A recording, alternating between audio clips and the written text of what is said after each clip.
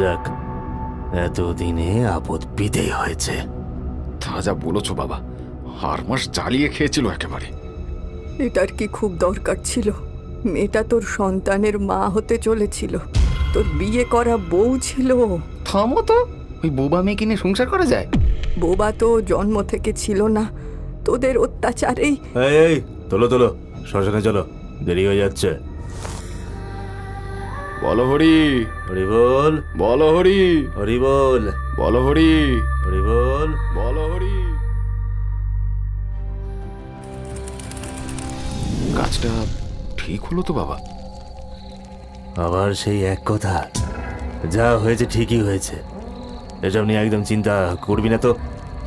কিন্তু বাবা, মা যে বললো। আরে ছাড় তো, ওই মেয়ের বাচ্চাও বোবাই হতো, তার যে ওই মাধবপুরের মোড়লের মেয়ের সাথে আসছে বসে কি তোর বিয়ে দেবো? হ্যাঁ, দেখবি কেমন ফুটফুটে ছেলে হবে তোর।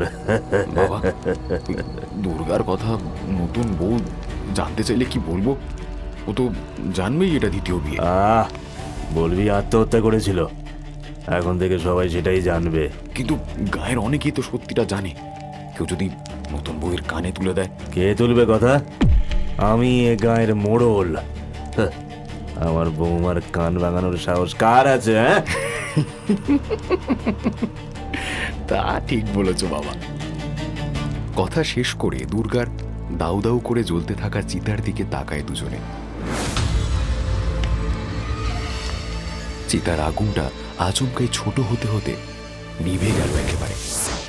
ধীরে ধীরে স্পষ্ট হয়ে উঠছে তার হাত, পা, মুখ, মাথা, এমনকি লম্বা চুলের রাশি। এই যে দুর্গা, হঠাৎ অভিশাপ দেওয়ার ভঙ্গিতে ডান হাতের তর্জনী তুলে ধরল সে। মরবি, সব মরবি, নির্বংশ হবে।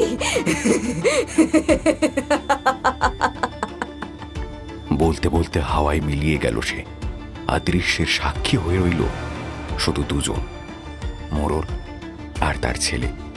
এরপর দুর্গা সেই আতপোড়া দেহ নদীর জলে ভাসিয়ে কোনো মতে পালিয়ে এসেছিল দুজন। পাহাড়পুর গ্রামের মোড়ল বিষ্ণু নারায়ণের একমাত্র ছেলে ভিদু প্রসাদ দ্বিতীয়বার বিয়ে করে নতুন বউ মিতুকে নিয়ে ঘরে ঢুকছে। এবারে আর কোনো ভুল করেনি সে, খুব ভালো করে খোঁজ খবর নিয়ে তবে এগিয়েছে। একটা বোবা মেয়ের সাথে কতদিনই বা কাটানো যায়। দরজায় তার মা কানুনবালা নতুন বউকে বরণ করে আঁচল থেকে চাবির গোছা খুলে নতুন বউয়ের হাতে দিয়ে বললেন, এই সংসারের হাল এখন থেকে তুমিই ধরবে, অন্যায়ের সাথে আপোষ করবে না কখনো। এ পাপের সংসারে কতদিন টিকতে পারো দেখো। পাপের সংসার মানে? ও কিছু না, এই তোমার ভাষণ বন্ধ করো, ঘরে ঢুকতে দাও আমাদের। হ্যাঁ হ্যাঁ, এসো এসো, ঘরে এসো।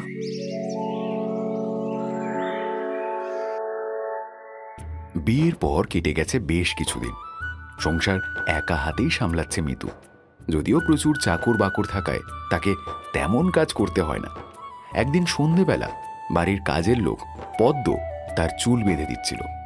কি সুন্দর চুল গো তোমার নতুন বউ, আমাদের এই পাহাড়পুরের জল হাওয়ায় আরো সুন্দর হয়ে উঠবে দেখো।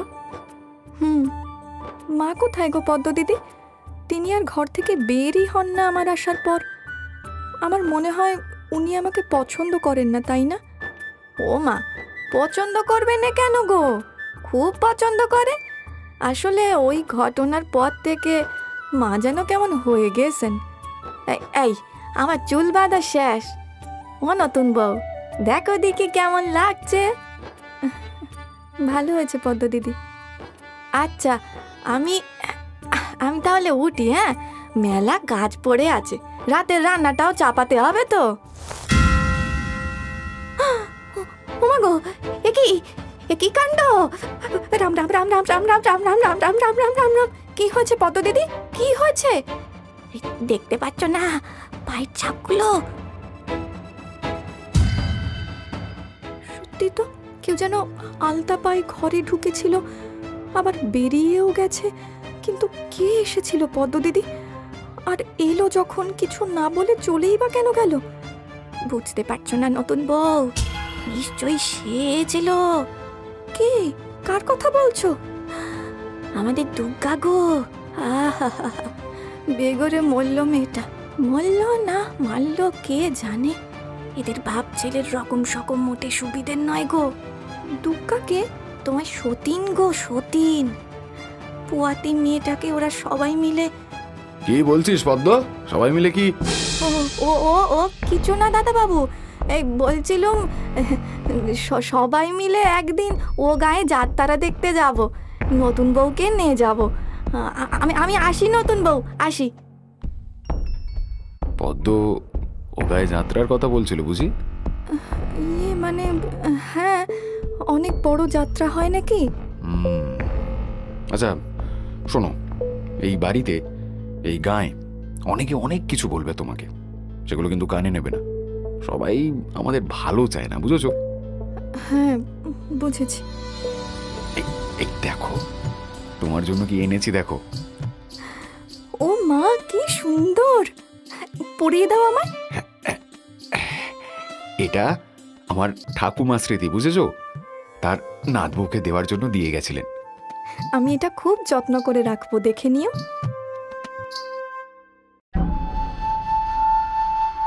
সেদিন রাতে বিধু আর মিতু দুজনেই ঘুমিয়ে পড়েছিল তাড়াতাড়ি। হঠাৎ মাঝরাতে মিতু অনুভব করে কেউ যেন তার গলাটা চেপে ধরেছে আর চেনটা টেনে ছিঁড়ে নিতে চাইছে। চিৎকার করে ও উঠে বসে।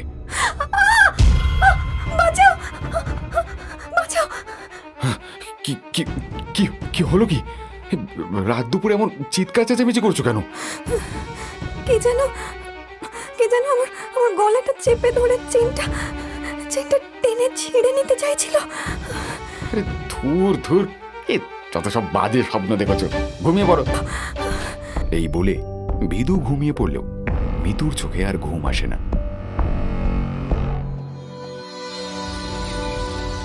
পরের দিন সকালবেলা উঠে শাশুড়ির ঘরে খাবার দিতে গেলে কাননবালা তার গলার হারটা দেখে চমকে ওঠেন। ও হার তুমি কোথায় পেলে? ওটা তো তোমার গলায় ছিল না। কাল এটা আপনার ছেলে দিয়েছে আমায়। এ হার তো। হ্যাঁ, ও ঠাকুমার স্মৃতি, বলেছে আমাকে। আমি খুব যত্নে রাখবো মা। ও নতুন বউ, ঘাটে যাবে তো? চলো, আমিও যাচ্ছি। এই বাসন কটা মেজে একেবারে কাপড় কেচে আসবো। তুমিও স্নানটা সেরে আসবে খন। হ্যাঁ হ্যাঁ পদ্ম দিদি, চলো। পদ্মকে সাথে করে মিতু বেরিয়ে গেল ঘর থেকে। কাননবালা দেবী নিজের মনেই বলতে লাগলেন, এ তুই কি করলি বিধু? ও হার যে দুর্গার বড় প্রিয় ছিল তার। শ্মশানে তার গলা থেকে হারটা খুলে নিয়ে নতুন বউকে দিলি। হায় হায় হায় হায় হায়।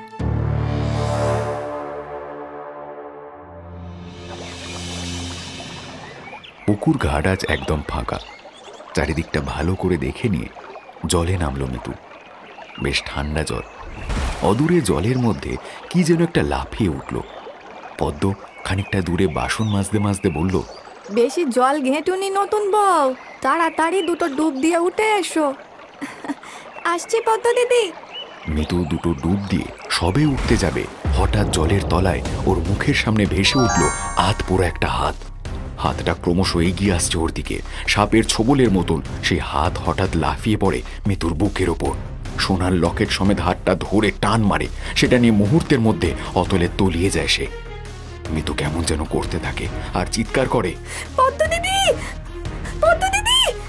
পদ্ম দৌড়ে এসে জলে ঝাঁপ দিয়ে মিতুকে কোনো রকমে ঘাটে নিয়ে এসে শোয়ায়। মিতু একটু সুস্থ হতেই পদ্ম জিজ্ঞেস করে, ও নতুন বউ, কি হয়েছে? কি দেখলে তুমি? আমার হাতটা, আমার হাতটা। কি? কোথায় তোমার হাত? একটা কালো হাত পুড়ে গেছে। জলের মধ্যে থেকে ভেসে উঠে কেড়ে নিয়ে চলে গেল। এটা যে তার হাত ছিল গো, তাই সে নিয়ে গেছে। কার? দুর্গার।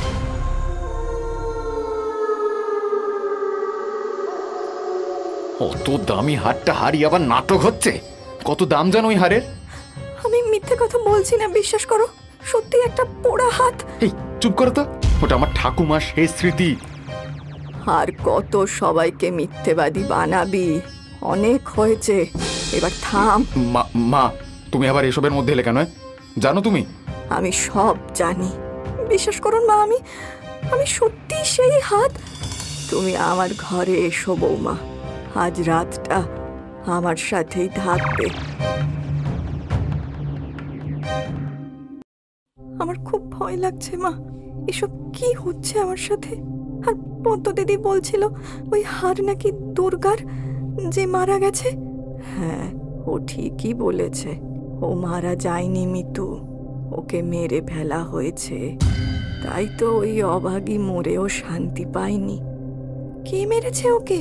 তোমার শ্বশুর মশাই আর তোমার স্বামী, দুজনে মিলে। কি বলছেন কি মা? কিন্তু কেন? এ গ্রামেরই মেয়ে ছিল দুর্গা, বড় সুন্দরী ছিল সে। আমার ছেলে বিদু খুব পছন্দ করত ওকে, কিন্তু দুর্গা ভালোবাসতো এই গ্রামেরই ছেলে নগেনকে। কিন্তু বিদু জোর করে বিয়ে করেছিল ওকে। তারপর দিনের পর দিন ওর ওপর অত্যাচার চালিয়েছিল। আর সহ্য করতে না পেরে নগেনের হাত ধরে পালাতে গিয়ে ধরা পড়ে যায় ওরা। এই বাড়ির গোয়ালে ওদের বেঁধে রেখে দুর্গার চোখের সামনে নগেনকে মেরে ফেলে ওরা। দুর্গা তখন 3 মাসের পোয়াতি। তারপর দুর্গাকে ঘরে বন্দি করে রেখে বিধু এমন অত্যাচার শুরু করে যে আর সহ্য করতে না পেরে মারা যায় বেচারি। ছি ছি ছি ছি ছি, উনি এত বড় পাষণ্ড, এভাবে মেরে ফেললেন মেয়েটাকে। এর তো একটা বিহিত করতে হবে মা, ওনাদের শাস্তি দিতে হবে। চুপ চুপ, এসব কথা কাউকে বলো না বৌমা। তোমার শ্বশুর বা বিধু জানতে পারলে আমাদের অবস্থাও দুর্গার মতোই হবে। না মা, এত বড় অন্যায় আমি কিছুতেই মুখ বুজে মেনে নিতে পারবো না। আমি এক্ষুনি গিয়ে সবাইকে সবটা জানাবো। এই বলে মিতু উঠে ঘরের দরজা খুলতেই দেখে, বাহ মা বাহ, ভালোই তো আমার বউয়ের কান ভাঙালে তুমি। যা সত্যি আমি তাই বলেছি। ওরে আমার সত্যবাদী যুধিষ্ঠিরের নাতনি রে, তোর সত্যি কথা বলা বার করছি আমি। মায়ের গায়ে একটা আঁচড় লাগলেও আমি কিন্তু এক্ষুনি চিৎকার করে লোক ডাকবো। তাতে কি? হ্যাঁ, তাতে কি? তোর এত বড় সাহস? বিধু, এই বিধু, তুই দাঁড়িয়ে দাঁড়িয়ে দেখছিসটা কি? এত মহিলা, তোর বেশি বার বেড়েছে তাই না? চল চল, তোকে মজা দেখাচ্ছে, চল। ছাড়ো, লাগছে লাগছে, ছেড়ে দাও। বিধু ছাড় মেয়েটাকে, ছেড়ে দে। আর কত পাপ করবি তোরা? খুব বার বেড়েছে তোর, তাই না? আমারই খাবি, আমারই পড়বি, আবার আমার নামে কান ভাঙাবি। তোমরা দিনের পর দিন অত্যাচার করে যাবে আর মুখ বুঝে মেনে নিতে হবে? কখনোই না, আমি সবাইকে বলে দেব। তবে রে, তোর ওই মুখই আমি চিরজীবনের মতো বন্ধ করে দেব আজ।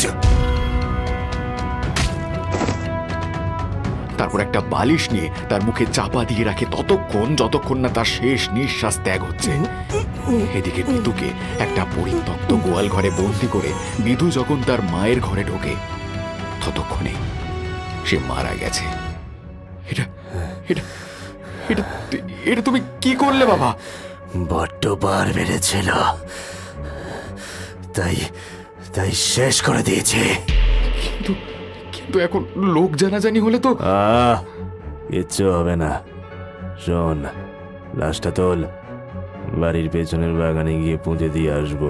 কিন্তু কাল সকালে বাড়ির চাকর বাকরেরা মাকে খুঁজলে কি হবে? বলবো তোর মা ঘর ছেড়ে আশ্রমে চলে গেছে। নে তোল, আর দেরি করিস না।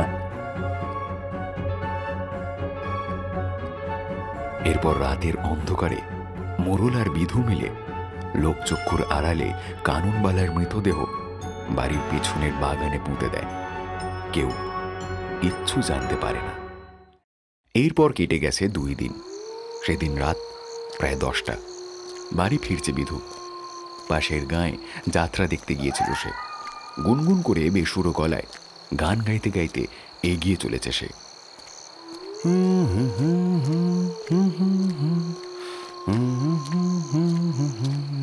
চণ্ডী মণ্ডপ ছাড়িয়ে একটা বড় বিলের পাশ দিয়ে সরু রাস্তাটা চলে গেছে মোড়ল বাড়ির দিকে। দ্রুত পায়ে হেঁটে চলেছে বিধু। পেছনে কার যেন পায়ের অস্পষ্ট শব্দ শোনা যাচ্ছে। বিধু থমকে দাঁড়ায়। কেউ কেউ কিছু নিল নাকি রে বাবা? ঘাড় ঘুরিয়ে তাকায় সে। কই, কেউ নেই তো। বিলের বুক থেকে ঠান্ডা বাতাস উঠে আসছে। কেমন যেন অস্বস্তি বোধ করে বিধু। ফিকে জ্যোৎস্নায় চারপাশটা কেমন যেন অদ্ভুত দেখাচ্ছে। পেছনে আবার সেই পায়ের শব্দ। ভয় পাচ্ছে সে, তবুও ঘুরে দাঁড়িয়ে জোর গলায় হেঁকে উঠল, কে কে তুমি? ভয় দেখাচ্ছ বিধুচরণকে? সাহস থাকলে সামনে এসে দেখি। কেউ এলো না। তবু কিছুক্ষণ দাঁড়িয়ে থাকে বিধু। তীক্ষ্ণ শীষের মতো শব্দ করে মাথার উপর দিয়ে একটা রাতচরা পাখি ডাকতে ডাকতে উড়ে গেল। চমকে উঠে তাড়াতাড়ি সামনের দিকে পা বাড়ালো বিধু। গলা ছেড়ে আবার গান ধরল, হরে রাম হরে রাম, রাম রাম হরে হরে, হরে কৃষ্ণ কৃষ্ণ কৃষ্ণ হরে হরে, হরে রাম রাম রাম হরে হরে, হরে কৃষ্ণ কৃষ্ণ কৃষ্ণ হরে হরে। চলার মাঝে আবার বাধা পড়ে তার। পেছন থেকে কে যেন পাঞ্জাবির ঘাড়ের কাছটা টেনে ধরেছে। সেই দ্বারা বেয়ে হিমস্রোত নামতে থাকে বিধু। কে কে? বাবা! গলা দিয়ে শব্দ বেরোচ্ছে না বিধুর। কপালে বিন্দু বিন্দু ঘাম জমে উঠেছে। জোর করে সাহস সঞ্চয় করে পেছন ফিরে সে গাছের ডাল আটকেছে পাঞ্জাবির সাথে। ও বাবা, কি না কি ভাবছি আমি। সত্যি। আবার চলতে শুরু করে বিধু। বিলটা বেশ অনেক বড়। এটা বেরোলেই আর ভয় নেই।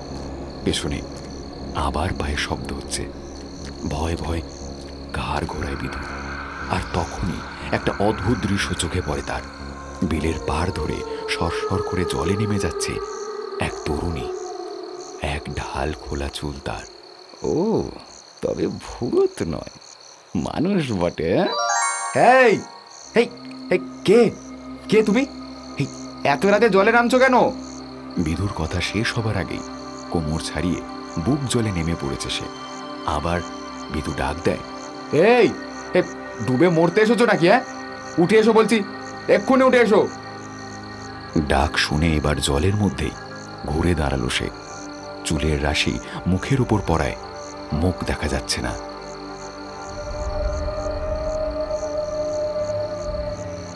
চোখের সামনে এমন এক যুবতী শরীর।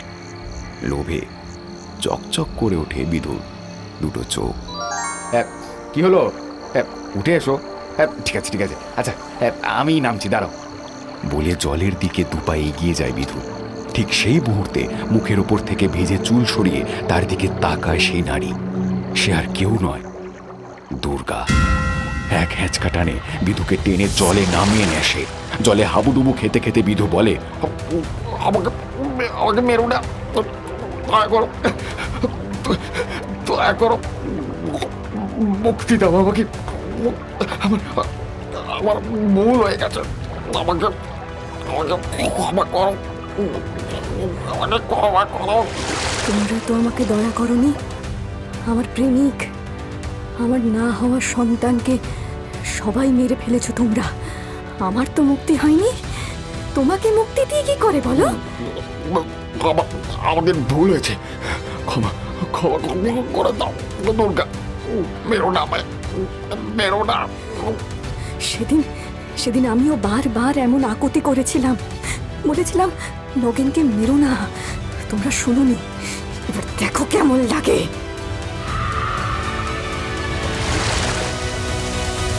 আর চারিদিকের প্রকৃতি হঠাৎ করেই শান্ত হয়ে যায়। এ যেন এক নতুন ঝড়ের পূর্বাভাস। গত দুদিন ধরে এই গোয়াল ঘরে বন্দি মিতু। খিদে তেষ্টায় ওষ্ঠাগত প্রাণ। বিধু ফিরলে আর এক প্রস্থ নির্যাতন সহ্য করতে হবে। সব চাকর বাকরদের ছুটি দিয়ে বাড়ি পাঠিয়ে দিয়েছে মোড়ল। হয়তো এবার কাননবালার মতোই অবস্থা হবে মিতুর। হঠাৎ সে শুনতে পায় মোড়লের চিৎকার। আগুন আগুন আগুন! কে কোথায় আছো?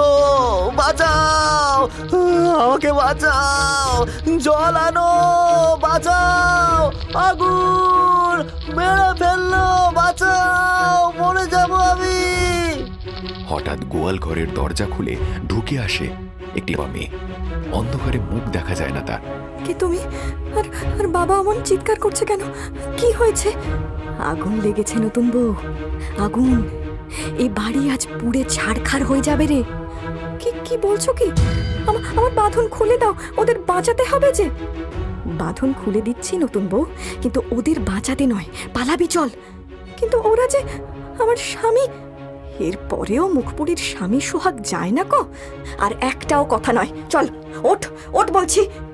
মিতুর হাতের বাঁধন খুলে দিয়ে চটপট তার হাত ধরে গোয়াল ঘর থেকে টেনে বের করে আনে মেয়েটি। মিতু বুঝতে পারে মেয়েটির হাত বরফের মতো ঠান্ডা। তবে সেসব ভুলে সে চোখের সামনে দেখতে থাকে লেলিহান শিকায় দাউ দাউ করে জ্বলছে তার শ্বশুর বাড়ি। আরে হাঁ করে দাঁড়িয়ে দেখছিস কি? ছোট ছোট নতুন বউ, ছোট। কিন্তু কিন্তু আগুন লাগলো কিভাবে? ওদেরকে না বাঁচালে মরে যাবে যে। মরণ যে ওদের ভাগ্যে রয়েছে রে। যেভাবে ওরা দুর্গাকে মেরেছে সেইভাবেই মরতে হবে ওদের। পুড়ে পুড়ে মরতে হবে, নির্বংশ হবে। তুমি তুমি কে? এত কথা বলার সময় নেই, পালা পালা। তোর শাশুড়ি আর দুর্গার মতো অবস্থা তোর আমি হতে দেব না। দৌড় লাগা, পালা নতুন বউ। একটানা ছুটে সেই বড় বিলের কাছে এসে দাঁড়ায় ওরা। মেয়েটি বলে, এই অবধি তোকে দিয়ে গেলাম, এবার তো একাই এগোতে হবে তোকে। কিন্তু কিন্তু তোমাকে তো ঠিক চিনলাম না। আমাকে চিনতে হবে না, তুই পালা এখান থেকে। কিন্তু আমার স্বামী শাশুড়ি, তোর শাশুড়িকে ওই বাড়ির বাগানে মেরে পুঁতে দিয়েছে ওরা। আর তোর স্বামী ওই দেখ। এই বলে মেয়েটি বিলের জলের দিকে আঙুল দেখাতেই মিতু জ্যোৎস্নার আলোয় দেখতে পায় বিলের জলে ভেসে উঠেছে বিধুর মৃতদেহ।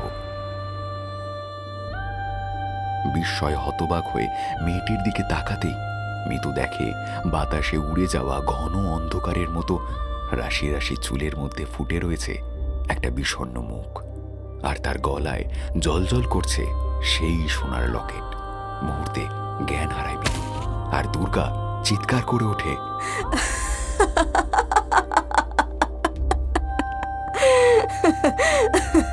মুক্তি! আজ আজ আমার মুক্তি!